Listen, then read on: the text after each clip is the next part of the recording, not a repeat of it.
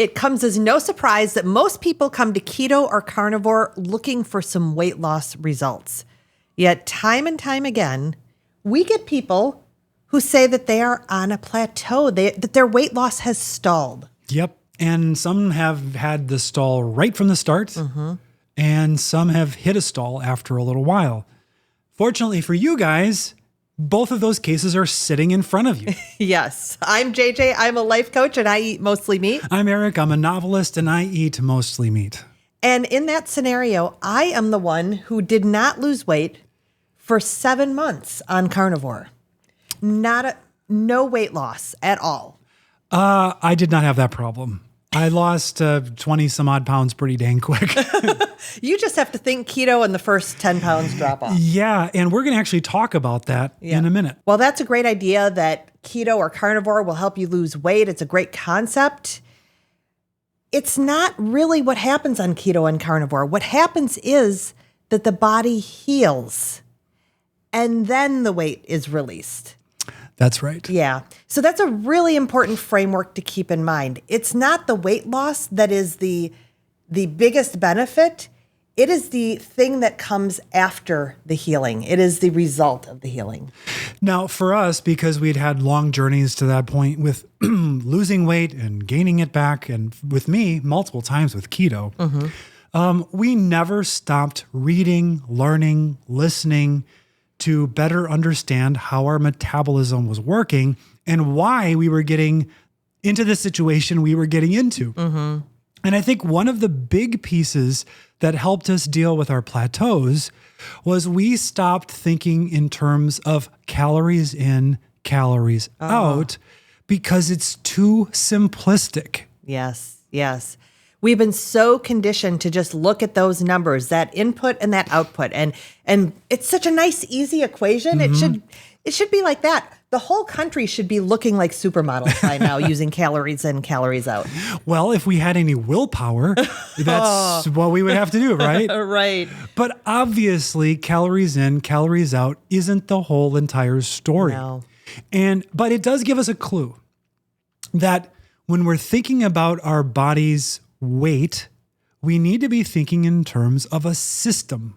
There's inputs, there's processes, and there's outputs.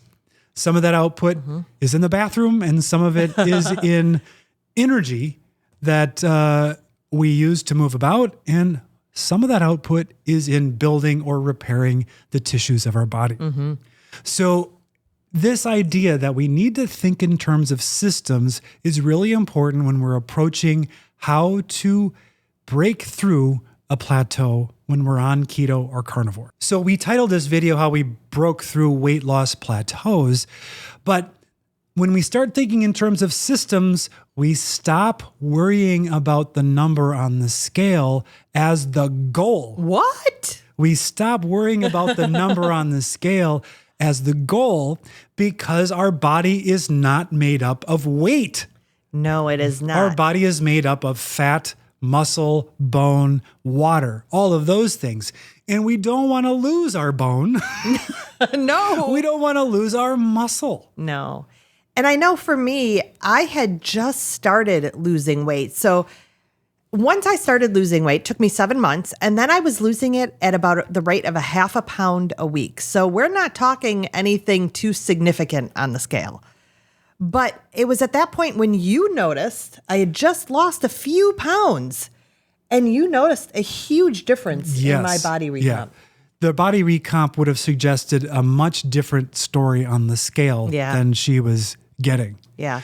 So it's really important. I mean, I understand that if you've grown up with decades and decades of seeing that number and that number haunting you, it is hard to step on that scale, not see it moving, and feel like you're making progress. But we do have to advance past it. Yes. And look at body fat. And this is why we always say measurements are going to tell you a lot more about what's happening with your diet than the number on the scale. So we want to lose that body fat that's in excess. But one of the things that gives so much encouragement with keto and carnivore for some at the very beginning is there will be that 5, 10, 15, 20 pound rapid weight loss. You didn't see it. I did not see it. I see it every single time. And we know, because it's axiomatic, that's just water weight loss. As if that doesn't mean anything, or as if it doesn't count. But why is that water on board? Well, we know that a lot of it has to do with inflammation. And that's why when you lose that quick 5 pounds with water weight loss, the puffiness in the face reduces dramatically very, very quickly. I went away one time on a business trip, came home. You'd done keto for the week I was gone, didn't know that. And I was like, you've lost weight. I had lost over 5 pounds in that week. Because your face looked different. But I looked way different than 5 pounds. Yeah. Well, there's another fact that you may not know is that the body stores glucose in glycogen in the muscles. But for every gram of glycogen you store 3 to 4 grams of water. Wow. Right. Well, you know how much water is in 2 pounds? A quart. Oh. So you can lose a quart of that onboard inflammation, and a quart's not a small amount of water. No, it's not. And you flushing that out, and the scale will drop, and that inflammation will be very visibly different. As a matter of fact, that is why you lose that water weight. That signals the kidneys to start throwing out sodium, and the blood pressure comes down really quickly when you do these diets. Our second big point, the first one was about body recomposition. The second one is, as we're talking about these systems and looking at these systems, the major one we're looking at is hormones. Hormones. Weight loss is about hormones. So again, you need to heal the hormones before you lose weight. When I started focusing on insulin, that is what brought me to carnivore to begin with. I was already intermittent fasting, and I wasn't losing weight on that either, but I did see some benefits right off the bat. I did see lowered inflammation, signals of that. But I realized by reading Dr. Fung's books was that my insulin was not low enough for me to lose weight. So I didn't get that whoosh because my insulin was not low enough for me to even lose the water weight. And so I came to carnivore to lower my insulin even more. Well, every time that I would start keto after being on the SAD diet, I would get an early whoosh. But I ended up hitting a plateau after getting down from 206 down to 180. And I was doing carnivore, and I'd been doing carnivore for quite a while. But what I needed to do was think about, why is my insulin at a level where it's just really reluctant to go down enough for me to have lipolysis, which is the process of removing fat from fat stores and using it as fuel. And one of the reasons why might be that I just still had some sneaky carbs. That was one of the theories, is that maybe they're sneaking in through a condiment of some sort. Because I had times where maybe we're going out to eat and I don't want a naked hamburger patty, and I might sneak a little ketchup on it to make it more palatable. Well, ketchup is full of sugar. So if I was having too much ketchup, maybe that was the problem. So I decided to keep a food diary. Now, as it turned out, I wasn't having ketchup at the time. But what I noticed when I kept my food diary for 1 week was I was having more dairy than I thought, and a lot more diet soda than I ever would have remembered. And that led me down to thinking in terms of the system. Why would those keep my insulin up? Well, the dairy does have some carbs in it because it was primarily, for me, shredded cheddar on my eggs.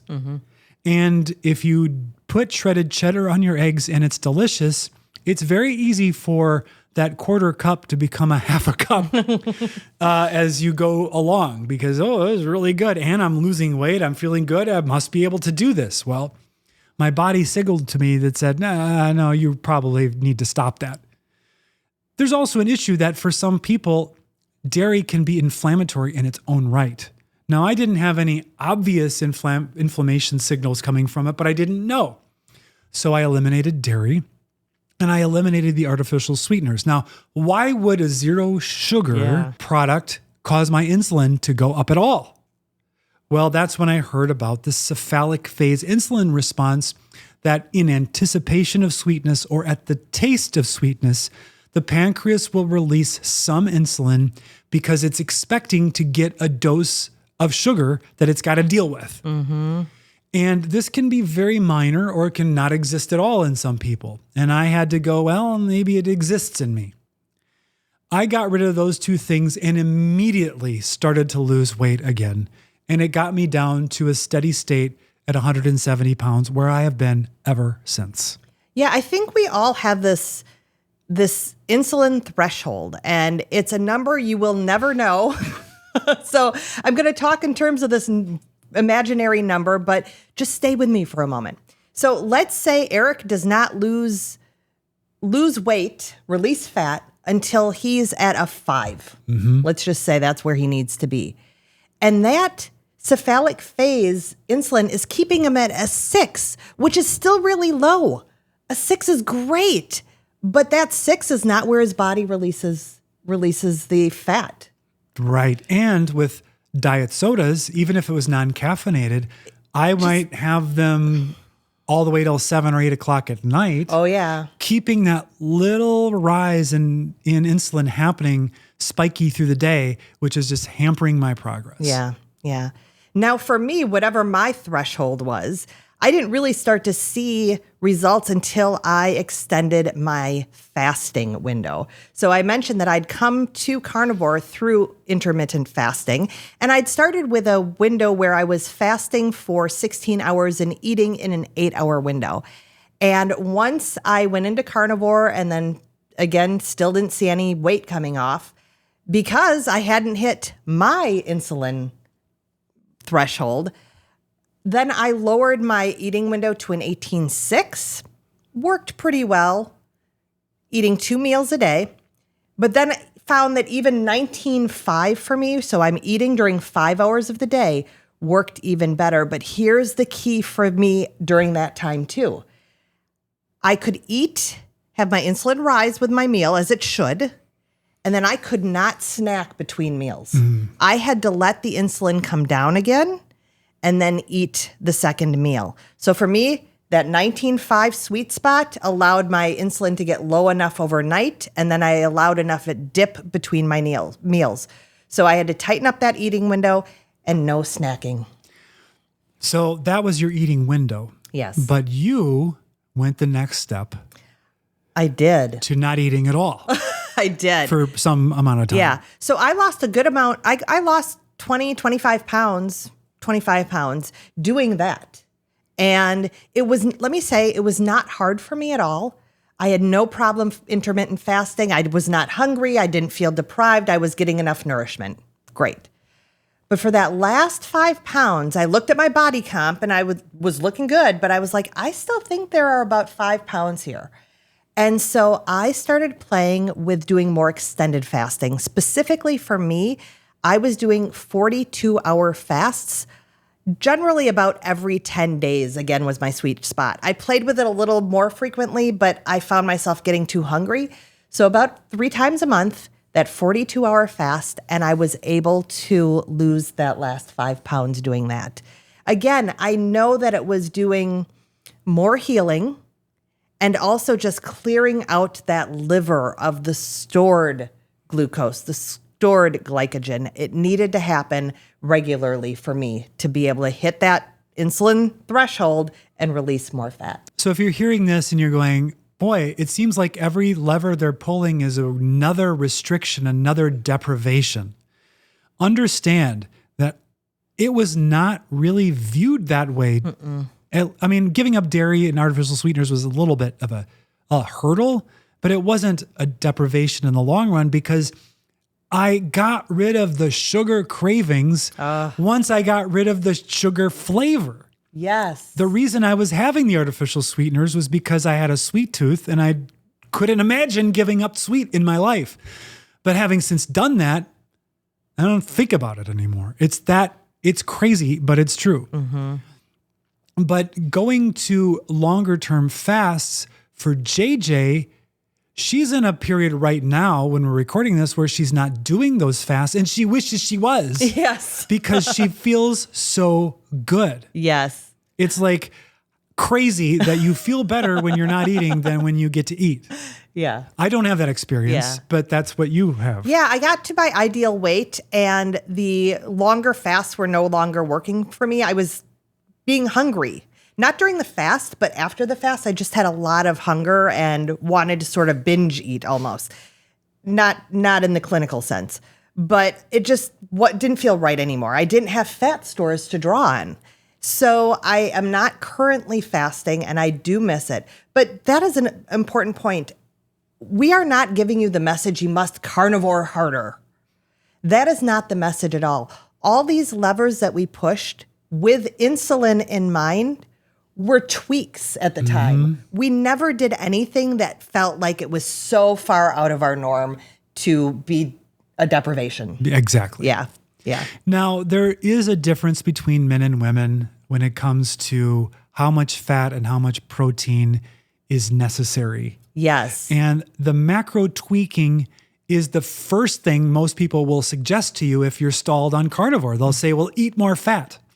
And I'm sure that there's people who have commented on this video who didn't get this far in the video saying just eat more fat. Yes. There's a reason we didn't say it first. That is that calorie in, calorie out mindset, I think. We start to think that since we've been conditioned this way, we need to start tweaking all those numbers. And the truth is, if you're doing a sort of standard carnivore diet, you're eating enough, you don't need to worry about that fat ratio right away. Here's when you start thinking about fat. If you are feeling very lethargic and low energy, you probably need some more fat in your diet. Again, it might be that you're a female. Female hormones are more complex, so we tend to eat and need more fat for our hormonal cascade than males do. But that's not true for everyone. I know we've got one viewer in particular who's a high-fat male carnivore, and it works for him. The focus on insulin first is the priority, and then you can start doing some self-experimentations with the macros. For you, high fat is not the lever to pull. It is not, and I've done the experiment. Typically, we talk about calories from fat versus calories from protein as the ratio. And so, many women will feel great at 80-20. Even though we're not tracking calories, generally speaking. But what that looks like is a ribeye plus some extra fat, right? Because a ribeye is like 70-30, typically.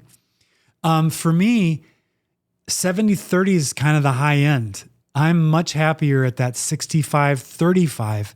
When I went to 80-20 and I was tracking it, my resting heart rate went way up to like 80 beats per minute. It's usually down at like 56. I did not feel good at all.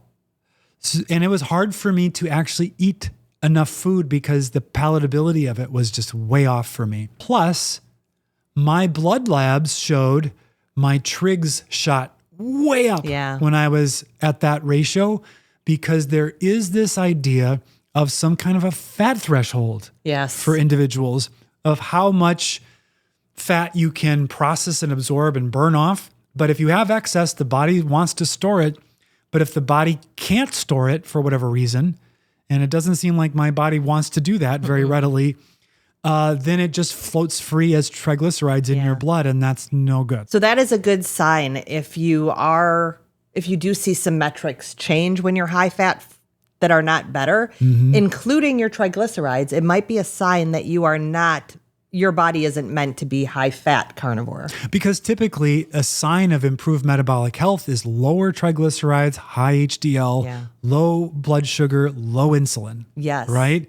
I have good blood sugar, nice low insulin, good HDL now, bad trigs. Yeah. It's a very weird situation, but it does speak to that particular issue that I have with dealing with excess fat. So one of the clues is my heart rate went way up. Yeah. Because now my body's like, I can't store it. I need to increase my metabolic rate to just try to burn this off. And so the heart rate goes up. Yeah. Yeah. So we don't want to prescribe just eat more fat. No. Yeah. Although constipation, You might need more fat. Yeah, that is another sign. That is another sign. You might also need some magnesium. It's Yes. one or both of those issues. Yep. Lethargy, might need more fat. You might need more salt. Yeah. So those are some levers there. So we talked about how we think of it in terms of a system, and we're thinking in terms of hormones. What hormones should we be checking? Yes. So if you are at a stall or a plateau, one of the first things you want to check is your thyroid. And you want to get a full thyroid panel. So this is T3, T4, free, reverse, TSH, all the thyroid things. I'm not a medical professional, but get the full thyroid panel and have it checked. Now, I know for me, I had that done by my doctor. I am hypothyroid. I do take a natural desiccated thyroid for that. And so mine was being regulated and checked regularly, but that might be something for you that you want to make sure is dialed in. And if you don't have a doctor who will check it, you can get the labs taken yourself as well. And you can get those through Quest or walk-in labs or own your own labs. There's several others. You do have to pay out of pocket. Now, if your doctor, it's like, I don't really understand why I need to be checking your thyroid, he or she is not going to want to read your results. Yeah. Or if they're all in range, that's all they're going to say. And you might be better off finding somebody who's really specialized in understanding, especially low carbers, how to look at thyroid panels. And there's any number of online docs and health coaches who have a lot of experience in doing that. Yeah. And it's worth doing. Another thing I wish I had kept track of more closely is fasting insulin. So I talked about, we all have this fasting insulin. We don't know where it is, this little threshold where we get to a certain number and you lose. Well, while we don't know what our threshold is, it is valuable information to see. Is your insulin still on the high side? Is it still up near 20? That's a sign that your body is not ready to release the weight. Yes. So you'll know right off the bat, it's kind of high. Now, you don't know what the number is where it will release weight, but you'll know it's on the high side. Also, if you get in the stall, if I'd seen, again, making these numbers up, if I'd seen I'm at an 8, and the next time I tested, I'm at a 7, and then I'm at a 6, and I'm still not losing weight, I still see that my insulin is trending in the right direction. And so I can take solace in that I'm doing the correct things to go into fat burning mode. It's very confusing when you think about why insulin is provoked, because it, generally speaking, is a reaction to getting blood sugar in control in your body. Now, it does a lot more than that. And if you're not eating carbs, you're like, well, why is it not going down? And this is one of those perplexing problems that when you've done decades of damage to your metabolism through this exposure to the sad American diet and tons of carbs, that it doesn't always in everyone just immediately go down. And I would like to just say that Dr. Boz has said great resources and clinical evidence of this phenomenon in people who try to just do a fast, like no food at all, and they're measuring their blood sugar and it just is not coming down and they won't start making ketones. An alternative strategy that she's used with great success is the sardine fast, where people are actually eating as many sardines as they want, actually having blood sugar drop and ketone production starting faster than if not eating at all. And it's very confusing why that would be the case, but it is. So understanding that, if you're having difficulty getting that insulin under control, another lever to pull is not to go straight to long-term water fasting, but might be to do something like a sardine fast, which is obviously not a fast because you're eating. Yes. A sardine mono diet, to be more direct, to one, teach the body satiety, but get lots of healthy fats into the system. And I think it just becomes a softer landing for the metabolism. And it's less, it doesn't get the cortisol spike. That's what I was going to say. And cortisol is our next hormone of interest. That is what I was going to bring up, is that I think it probably lessens the hormonal cortisol spike. if you are fasting, doing a water fast, it is more stressful on the body, which is part of what's good about it. But if you're already in a high cortisol state, that might be the thing that doesn't let you lose weight, which might be why I could never lose weight either, is because I tend to run high cortisol. So it took a long time. I needed to do the sardine fast. I hate fish. So cortisol is another part of this hormonal system that might be impacting your weight loss results. Now, this is not a blood test. No. You can test it through urine collection throughout the day or through saliva test. And Dr. Bright, who is very good on all of this stuff, really thinks the saliva test is the gold standard. But I think if you do like the urine Dutch test, it's helpful when you look at that compared to another one of the same thing. It's just like the body fat assessment on a home scale is not accurate, but it can be directionally correct in trends. Yes. But to do that, you're taking samples when you first get up in the morning and then throughout the day, because cortisol has a curve that it follows within standard ranges.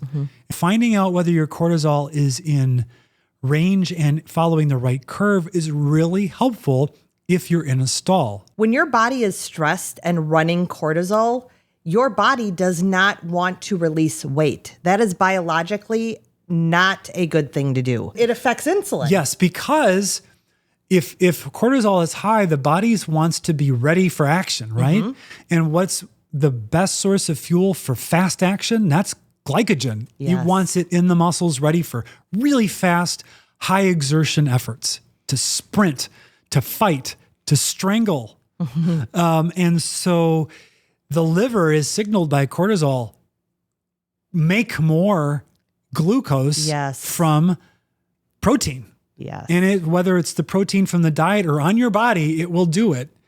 And if it does it in excess, the insulin will come along and store it as fat.